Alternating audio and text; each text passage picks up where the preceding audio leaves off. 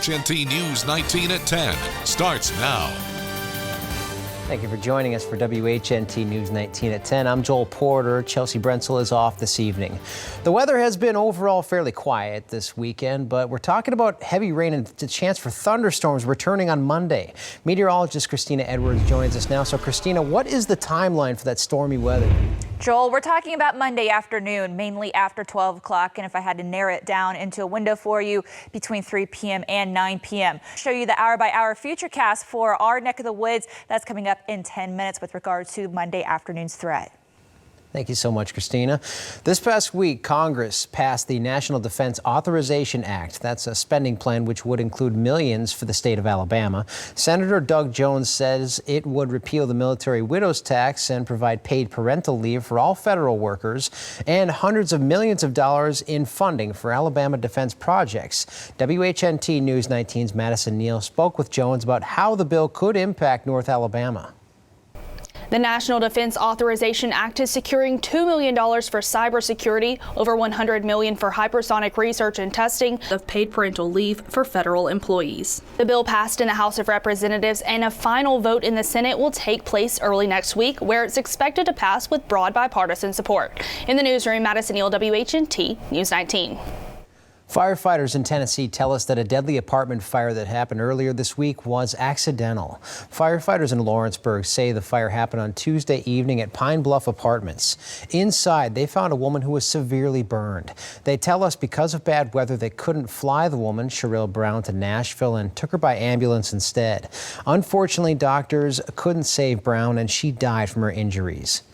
The Madison County Sheriff's Office is investigating an inmate's death. The Sheriff's Office tweeted that an inmate died this afternoon. They say it appears to be the result of a medical issue, but they are working to determine the exact cause. 2 people went to the hospital early this morning after a shooting that happened in Harvest. Madison County Sheriff's deputies showed up at a shop along Highway 53. Deputies say 2 people were shot but weren't seriously injured. We don't know the victims' names or if anyone has been arrested. Deputies say they're still looking into it. Well, many kids grow up with dreams and goals of what they want to be when they grow up. Now, those do change over time for most people, but one woman in Decatur says hers have stayed the same. She has always wanted to pour love and support back into the community that raised her to be the woman she is today. WHNT News 19's Dallas Parker joins us in studio now. So, Dallas, you talked with Brooke White. So how would you describe her passion for the community? Well, Brooke is very passionate. She says she grew up a normal kid in Decatur, loved sports, and was involved in the community. She always wanted to give back to her city, but didn't really finalize a plan to do so. I want them to understand that at the end of the day, we have a job to do.